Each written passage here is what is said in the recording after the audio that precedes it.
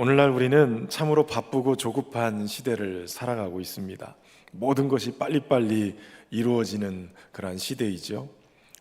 주문을 하면 새벽 배송이 와 있고, 또 궁금한 것이 있으면 그냥 손안에서 얼른 검색해서 얼른 답을 구하는 시기입니다. 도리어 기다리는 것, 이것은 시간 낭비처럼 여겨지는 그러한 시대이죠.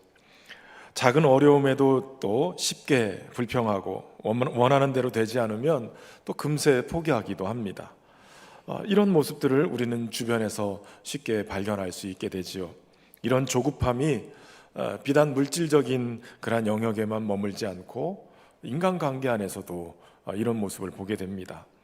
조금만 마음에 들지 않으면 쉽게 관계를 단절하고 용서하기보다는 비난하고 원망하는 데 익숙해져 있어요.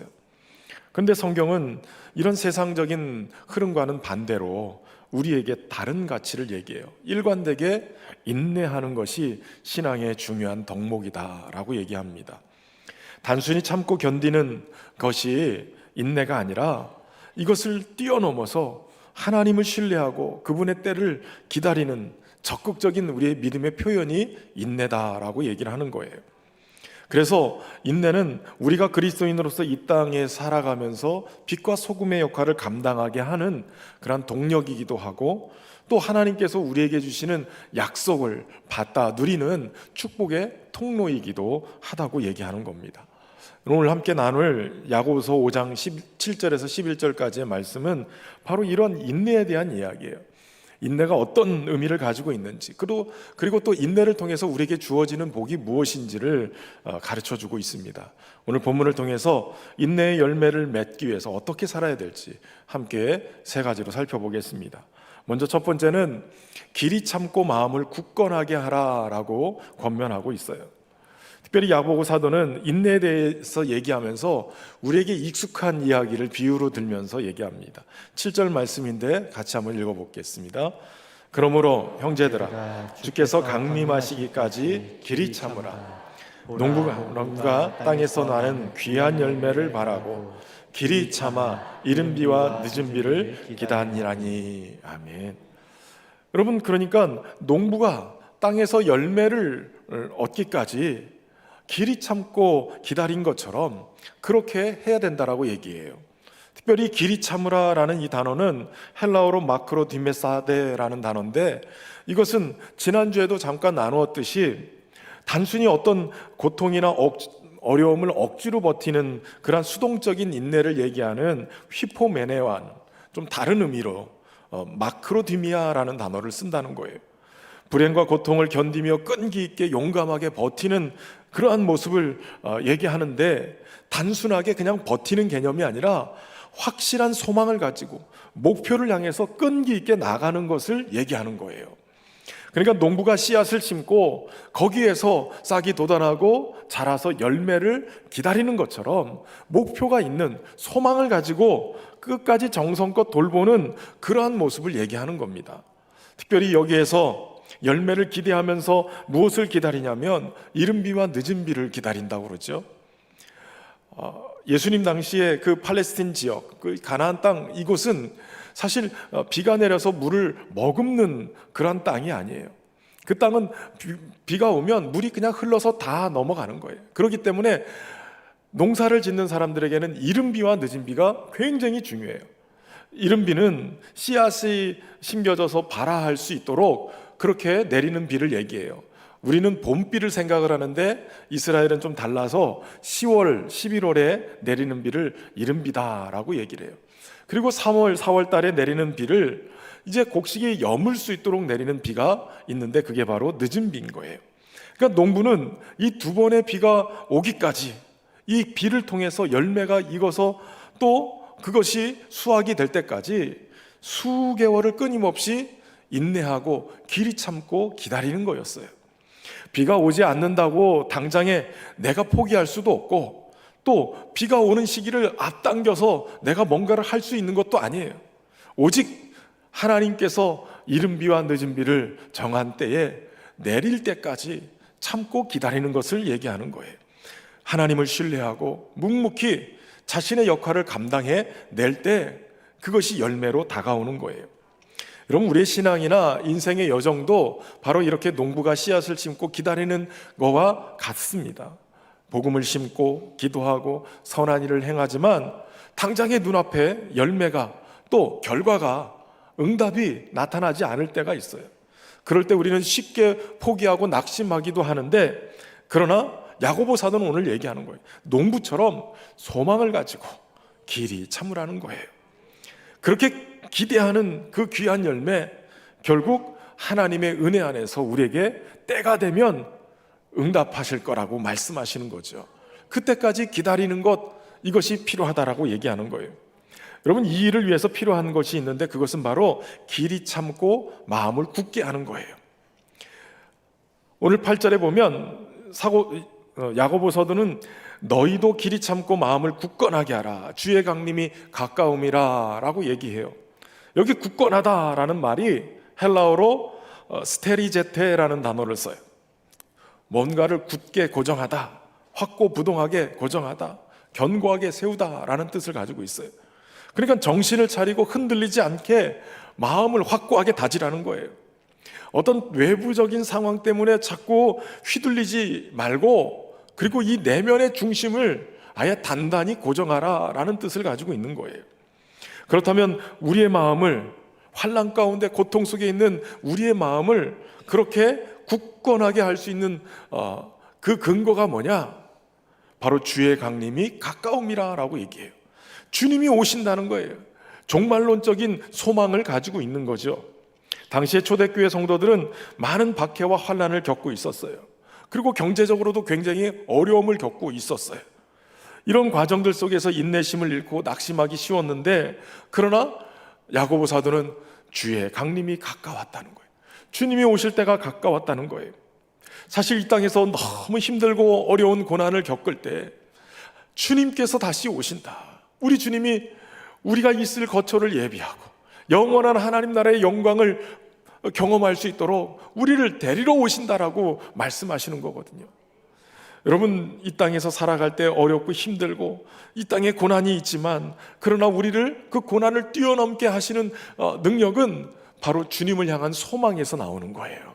하나님이 우리를 사랑하시고 하나님이 우리를 끝까지 책임지시고 주님이 오셔서 우리를 건져내실 것이다라는 소망, 그 소망이 있을 때 우리가 이 어려운 고난을 극복하고 길이 참고 견고하게 설 수 있게 되는 것이에요. 칼빈은 기독교 강요에서 인내는 게으른 무관심이 아니라 하나님의 약속에 대한 확고한 신뢰로 나타나는 견고함이다라고 얘기했어요. 막연한 기다림이 아니에요. 하나님의 약속을 붙들고 하나님을 향한 굳건한 믿음으로 내 안에 견고하게 세우는 믿음의 행위가 바로 인내라는 거예요. 사실 인내하는 모습은 우리의 실제 삶 속에서도 많은 열매를 가져오죠. 끝까지 인내하면서 노력하고 애쓰다 보면 어느 날 좋은 열매들이 우리에게 찾아오기도 해요. 그런데 이런 목표 달성, 세상적인 목표뿐만 아니라 우리의 영적인 성장도 마찬가지예요. 우리는 대부분 빠른 결과를 원해요. 기도하면 금방 응답받기를 원하고요. 뭔가를 노력했으면 성과 보기를 원하고, 참았으면 보상이 오기를 기대합니다. 그런데 성령의 열매인 인내는 그렇게 속성 과정으로 만들어지지 않아요. 진득하니 곰삭여야 될 때가 있다는 거예요. 언제나 시간이 걸리고 눈에 잘 보이진 않지만, 그러나 어느 날 보면 열매가 맺혀져 있고 그것을 수고하는, 돌보는 자에게 열매를 따는 기쁨을 누리게 만드는 거예요. 예수님도 4가지 밭에 대한 비유를 말씀하시면서 이렇게 얘기하셨어요. 누가복음 8장 15절 말씀인데 같이 한번 읽어보겠습니다. 시작. 좋은 땅에 있다는 것을 착하고 좋은 마음으로 말씀을 듣고 지켜 인내로 결신하는 자니라. 아멘. 여러분, 우리의 마음밭이 좋은 땅이 됐을 때, 그때 그 하나님의 말씀이 씨가 돼서 떨어졌을 때 어떻게 결실을 할 수 있냐? 좋은 마음으로 말씀을 듣고 지키는데 어떻게 해야 되냐? 인내로 결실하는 거예요. 인내가 있어야 결실이 되는 거예요. 여러분, 사과나무는 2-3년 안에 열매를 맺는다고 그래요. 근데 대나무는 처음 몇 년 동안은 거의 아무 일도 일어나지 않는다고 그래요. 그런데 그 기간 동안 대나무는 땅 속으로 깊고 넓게 뿌리를 뻗어간다는 거예요. 그리고 때가 되면 죽순이 탁 올라와서 어느 날 보면 하루에 1m씩 자란다는 거예요. 아무것도 안 하는 것 같은데 깊이 뿌리를 내리고 넓게 뿌리를 내리면 그러면 어느 날 성장하는 때가 눈에 보이는 것이 있는 거예요. 그러니까 인내도 이와 같은 거예요. 당장 변화가 없다고 그래도 성장이 없는 게 아니에요.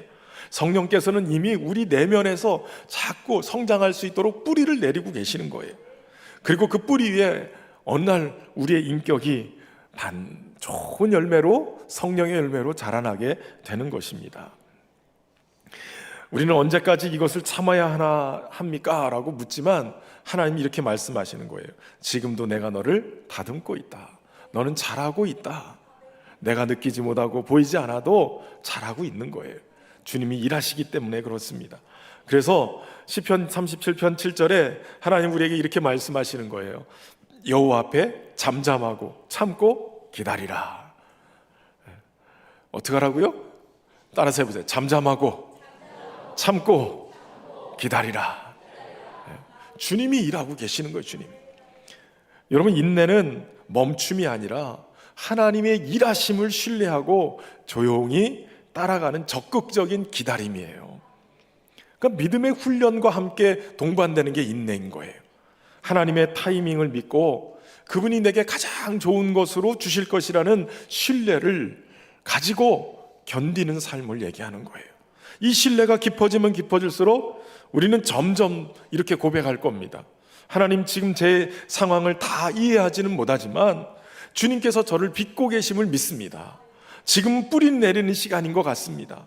열매는 나중에라도 반드시 맺힐 줄로 믿습니다. 여러분, 고난의 자리에서 우리의 기도가 그렇게 되기를 주의 이름으로 축원합니다. 때로는 기도의 응답이 더디거나 신앙의 열매가 보이지 않고 자꾸 넘어지고 자빠지는 것처럼 낙심하게 만들지만 그럼에도 하나님을 신뢰하고 꾸준히 나가야 돼요. 농부가 비를 기다리신 보이지 않는 곳에서 역사하시는 하나님을 신뢰하면서 그 약속을 소망으로 붙들고 나가다 보면 승리하게 될 줄로 믿습니다. 우리의 마음을 굳건하게 하고 인내로 풍성한 열매를 맺어가는 우리 모두가 되기를 주의 이름으로 축원합니다. 두 번째는 형제끼리 서로 원망하지 말라고 말씀하세요. 사실 우리가 인내를 말할 때 주로 외부적인 어려움들, 이 고난, 이걸 참는 것으로 생각하는데 오늘 야고보 사도는 9절 말씀에 이렇게 말씀하세요. 형제들아, 서로 원망하지 말라. 그리하여야 심판을 면하리라. 보라, 심판주가 문 밖에 서 계시느니라. 단순히 환경에 대한 태도가 아니라 우리 내부의 관계적인 어려움 속에서도 인내하라고 얘기를 해요. 여기 특별히 원망하지 말라라는 이 말은 스테나제테라는 단어를 쓰는데 이건 탄식하다, 한숨 짓다, 불평하다라는 뜻을 가지고 있어요. 그러니까 다른 사람에 대해서 마음속에 불평하고 비난하는 것을 넘어서 심지어는 아예 신음하듯이 불만을 터뜨리는 행동을 얘기하는 거예요. 그러니까 어느 순간인가 사람에 대한 관계의 불편함이 우리의 입으로 한숨 쉬듯이 그렇게 불평이 나오는 것을 얘기하는 거예요. 이거 하지 말라고 얘기하는 겁니다. 사실 이렇게 행동할 때 이 원망과 불평이 처음에는 어쩌다 한 번씩 할 수 있어요. 그런데 이게 습관이 돼버리면 내가 의식하지 않는 순간에도 모든 우리의 이 입력 시스템이 자꾸 원망과 불평, 비판하는 것에 자동화돼 버려요. 그래서 습관처럼 마치 한숨 쉬는 분들이 습관하듯이 그렇게 불평이 막 쏟아져 나오는 거예요. 이게 이렇게 되면 우리의 내면을 불평, 불만이 잠식해 버려요. 그리고 이것이 공동체 안에서 다툼과 분열의 씨앗이 돼서 커다란 문제를 제기하게 됩니다. 야고보서가 쓰여질 당시에 초대교회에 여러 가지 내부적인 갈등이 있었죠. 유대인 그리스도인과 이방인 그리스도인 안에서의 문화적 그리고 또 신학적인 갈등이 있어요. 또 주의 만찬을 함께 준비하면서 부유한 성도, 가난한 성도들 안에서 그런 빈부격차로 인한 갈등이 막 일어나요. 그리고 하나님의 말씀 율법을 어떻게 할 거냐, 이것에 대한 갈등도 막 일어나요. 그러면서 서로 오해와 불신이 낳게 되고 쉽게 원망과 비방으로 초대교회 공동체가 어려움을 겪고 있었어요. 그때 사도 야고보는 이 일을 멈추고 이제 원망을 멈추고 그리스도 안에서 하나 되는 이 인내를 그리고 용납을 해야 된다라고 강력히 요구하고 있는 거예요. 그리고 무엇보다도 심판주가 문 밖에 서 계시느니라 라고 얘기하고 있어요. 주님이 오시는 것이 우리에게는 기쁨이죠.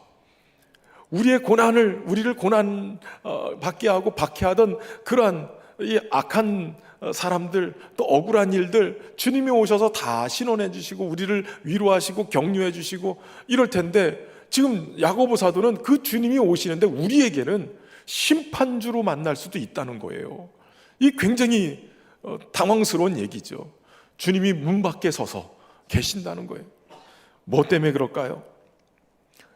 내 이웃을 내 몸과 같이 사랑하라고 하고 내가 너희를 사랑한 것처럼 너희도 서로 사랑하라고 주님이 부탁하셨는데 우리끼리 사랑하지 못하고 원망을 한숨 쉬듯이 그냥 습관처럼 쏟아놓고 있는 이 모습, 주님이 오셔서 이거 심판하지 않겠느냐라고 경고하는 거예요. 그러니까 이제는 서로를 향한 원망을 멈추고 인내와 사랑으로 관계를 회복해야 된다라고 그 급박성을 경고하면서 얘기를 하는 거죠. 여러분, 우리 시대에도 야고보 시대와 다를 것 없이 갈등이 존재하죠. 성격 차이도 있고 의견이 불일치하는 것도 있고 서로에 대한 기대가 충족되지 않는 것 때문에 갈등이 막 일어나기도 해요. 그래서 쉽게 다른 사람을 원망하기도 하고 또 불평하고 비난의 화살을 돌리기도 하는 거예요. 이러한 원망이 우리의 마음을 메마르게 하고 우리의 영적인 은혜의 통로를 다 막아버려요. 그리고 관계를 단절시켜 버리지요. 유명한 기독교 사상가인 C.S. 루이스가 스크루테이프라는 이 악마가 자신의 조카 악마에게 인간을 유혹하는 방법을 가르쳐주는 그 내용을 소설로 만든 책이 있어요. 스크루테이프의 편지라는 책인데 여기서 이런 얘기를 해요. 지옥으로 가는 가장 안전한 길은 점진적이고 완만한 경사이다. 거기에는 급경사나 이정표가 없다. 여러분, 이 말이 무슨 뜻이냐면 지옥으로 가는 길은 그저 편하다는 거예요. 특별히 경고하거나 급경사가 있어서 정신 차리면 안 된다는 거예요. 그러니까 지옥으로 가는 길은 그냥 편안하게 가는 거예요.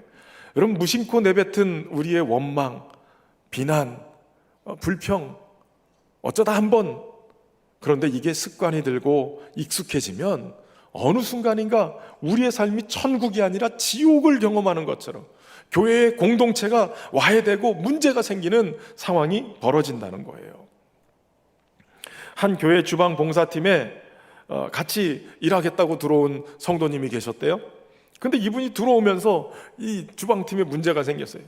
들어오자마자 불평을 막 쏟아내고 사소한 일에도 막 트집을 잡고 그렇게 하시는 분이 계셨다는 거예요.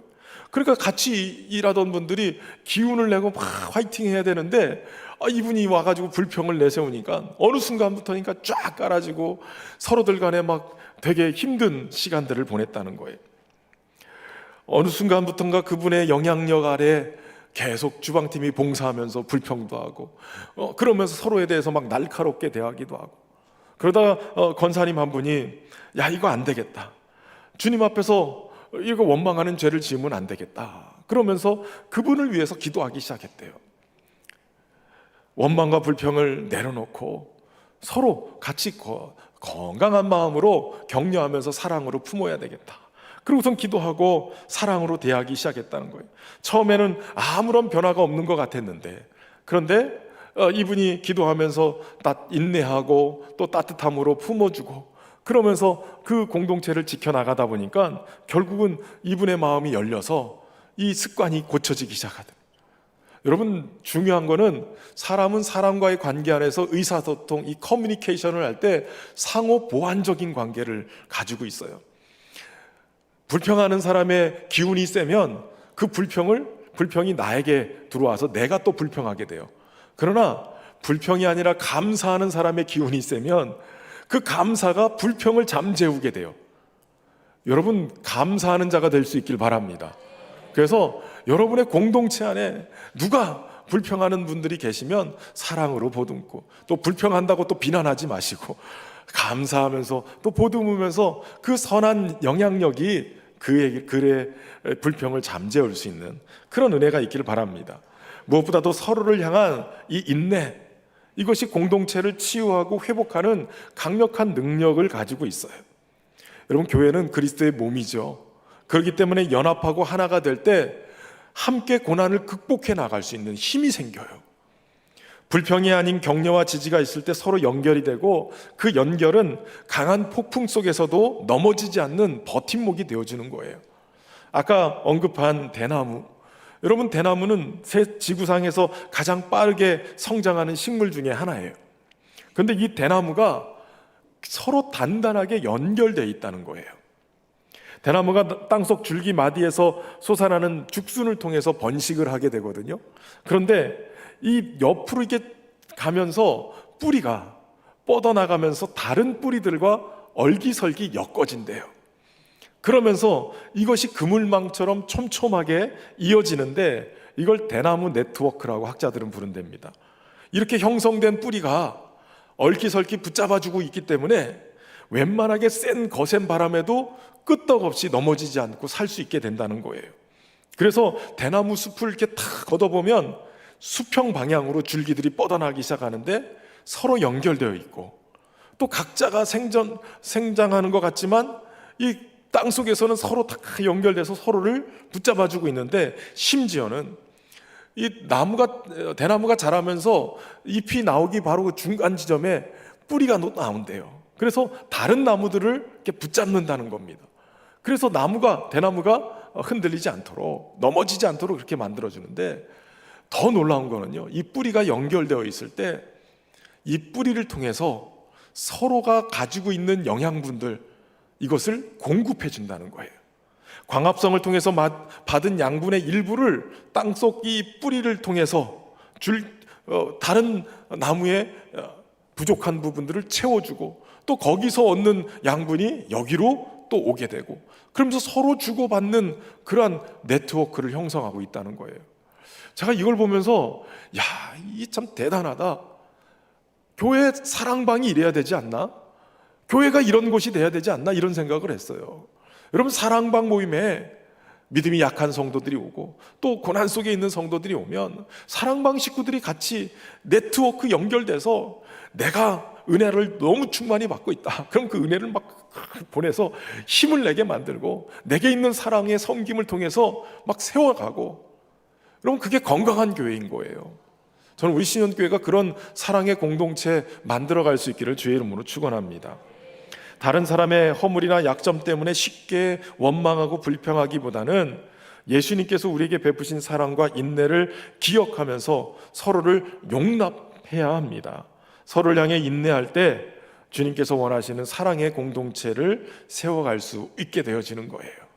열매를 맺되 그 열매를 소망으로 맺고, 무엇보다도 사랑의 연결 네트워크를 통해서 서로에게 공급되어지는 그 은혜를 나누게 될 때, 그 속에서 우리는 인내의 풍성한 은혜를 경험하게 되는 겁니다.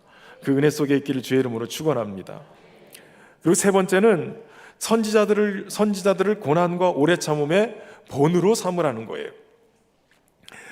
야고보 사도는 우리가 인내의 삶을 살아가도록 격려하고 우리에게 훌륭한 신앙의 선배들의 본을 받으라라고 얘기합니다. 그래서 10절과 11절을 이렇게 말씀하는데, 같이 한번 읽어보겠습니다. 시작. 형제들아, 주의 이름으로 고난과 오래 참음의 본으로 삼으라. 보라, 인내하는 자를 우리가 복되다 하나니 너희가 욥의 인내를 들었고 주께서 주신 결말을 보았거니와 주는 가장 자비하시고 긍휼히 여기시는 이시니라. 아멘. 지금 야고보가 언급한 주의 이름으로 말한 선지자들은 구약 시대에 하나님의 말씀을 대언하다가 고난을 겪은 그러한 수많은 선지자들을 얘기하고 있는 거죠. 예를 들어서 예레미야는 하나님의 말씀을 전하다가 감옥에 갇히기도 하고 매를 맞기도 하고, 우리가 잘 아는 이사야 선지자 같은 경우는 전승에 의하면 결국 톱에 켜져서 죽임을 당했다라고 얘기를 해요. 특별히 이들이 사역했던 주전 8세기 그때 예언자들을 문서 예언자다라고 얘기를 해요. 왜냐하면 아모스, 호세아, 이사야, 미가, 예레미야 같은 이 선지자들이 그때 당시에 예언했는데 그 예언의 말씀들이 다 성경에 기록이 돼 있어요. 그러니까 문서로 다 기록이 돼서 우리에게 지금 전해주고 있는 거예요. 당시에는 여호와 신앙의 쇠퇴가 되고 바알 숭배가 확산이 되면서 왕과 국가가 여호와의 신앙에서 벗어나 세속적인 국가로 변질이 됐어요. 그래서 하나님의 말씀, 예언의 말씀을 무시해버리고 경제적으로는 풍요한 것 같은데 실제로는 빈부격차가 많아지면서 사회에 불의가 만연했고, 또 아수르나 바벨론 같은 강대국이 등장하면서 정치 경제 속에서 굉장히 어려움을 겪고 있는 시대였어요.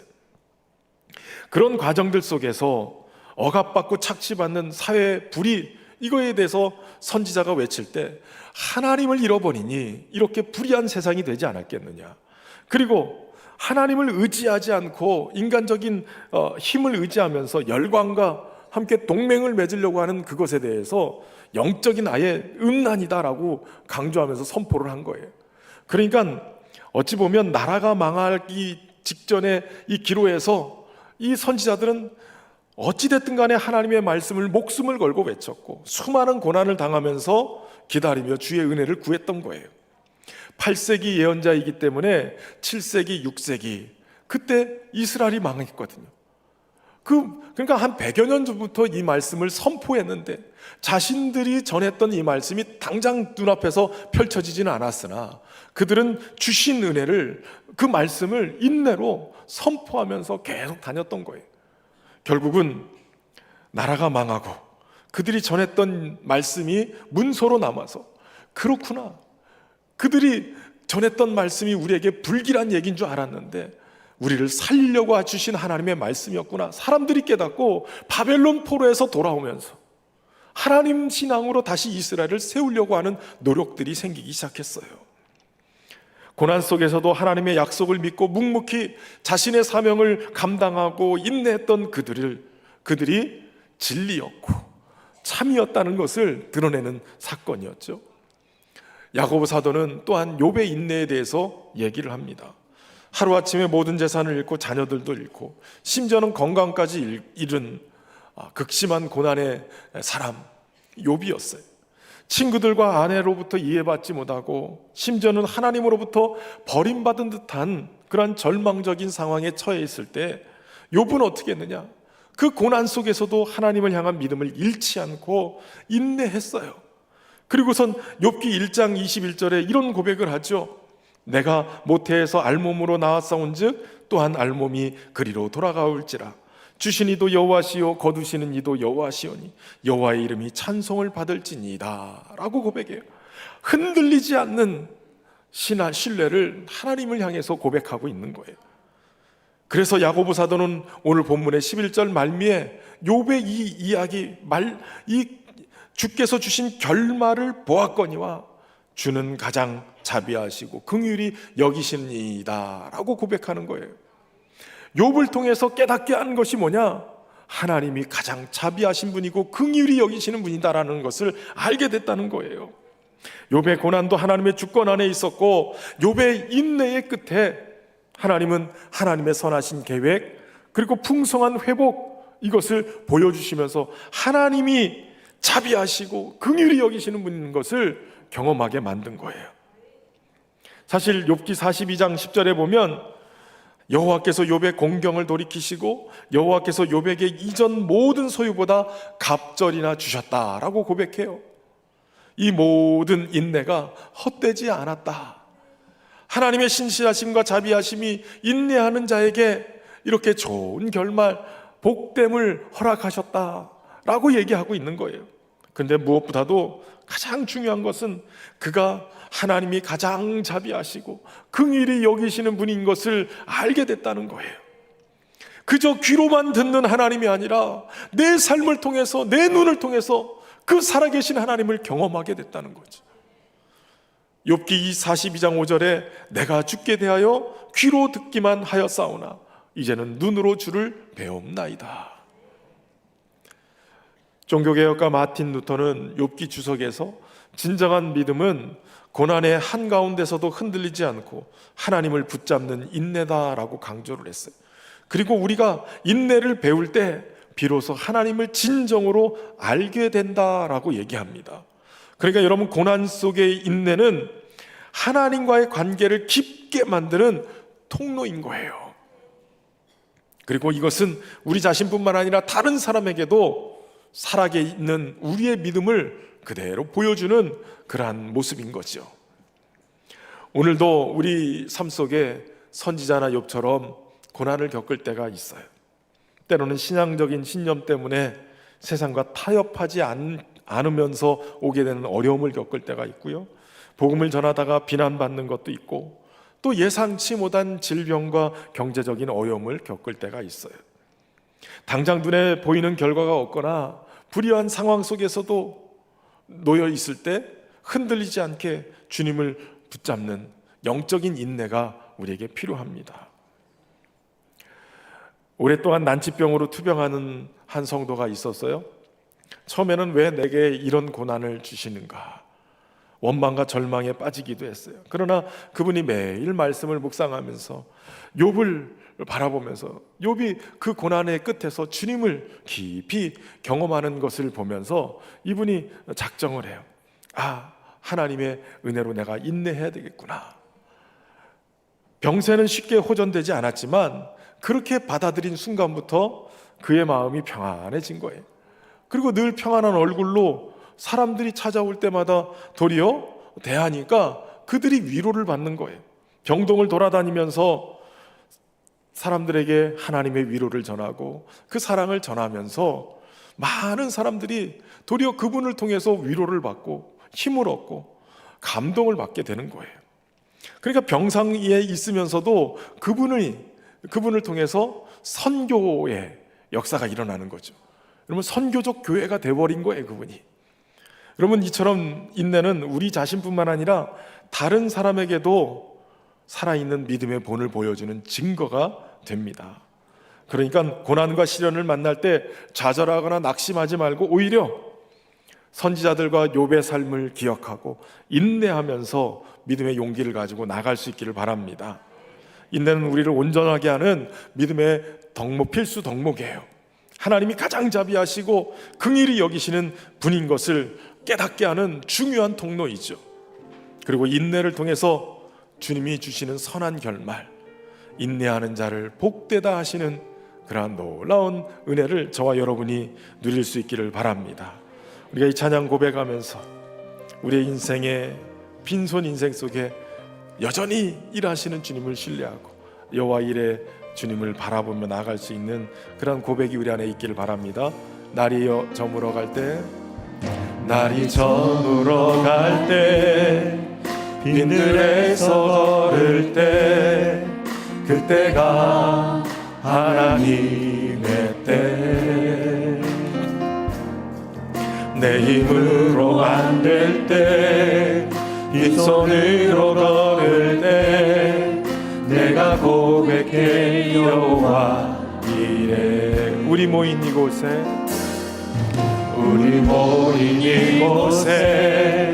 주님 함께 계시네. 누리네 아버지 은혜. 적은 떡과 물고기 내 모든 걸 드릴 때 모두 고백해 여호와 이래.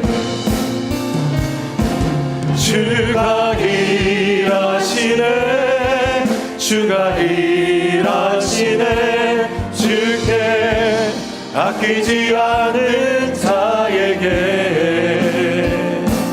주가 일하시네, 주가 일하시네. 신뢰하며 걷는 자에게 주가 일하시네, 주가 일하시네, 주가 일하시네. 주께 아끼지 않는 자에게 주가 일하시네, 주가 일하시네. 신뢰하며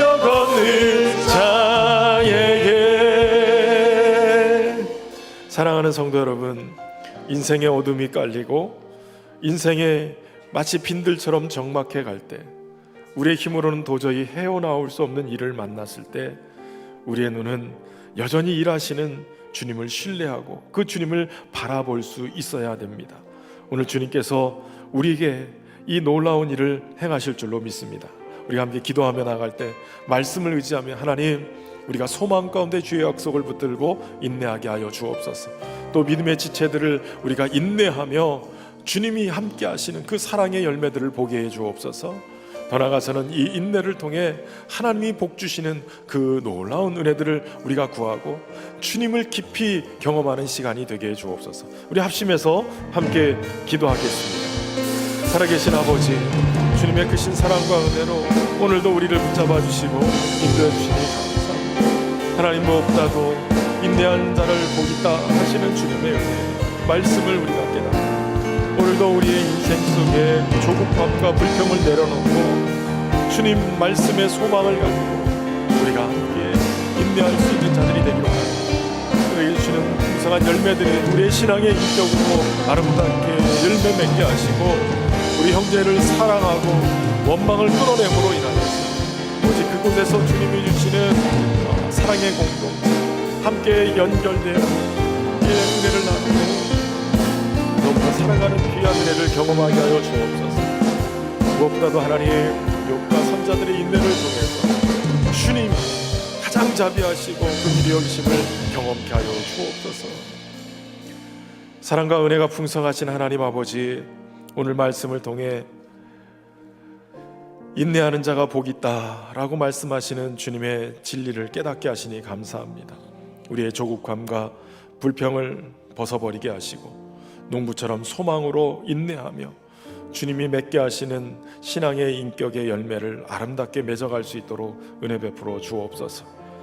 이기적인 마음과 관계를 해치는 원망의 죄를 용서하여 주시고 우리의 삶 속에서 이것을 걷어내고 오직 관계 안에서 연결되어져 주님의 몸을 아름답게 이루고 그 안에서 함께 성장해가는 복을 누리게 하여 주옵소서. 무엇보다도 주님, 오늘도 흔들리지 않냐는 믿음의 선조들의 이 인내를 본받아서 주님의 선하시고 긍휼하신 뜻을 온전히 경험하기까지 우리가 흔들리지 않는 믿음을 가지고 살게 하여 주시고, 무엇보다도 주님이 가장 자비하시고 긍휼히 여기시는 하나님이신 것을 우리의 눈으로 경험하고 목도할 수 있는 은혜를 허락하여 주옵소서. 예수님의 이름으로 기도하옵나이다.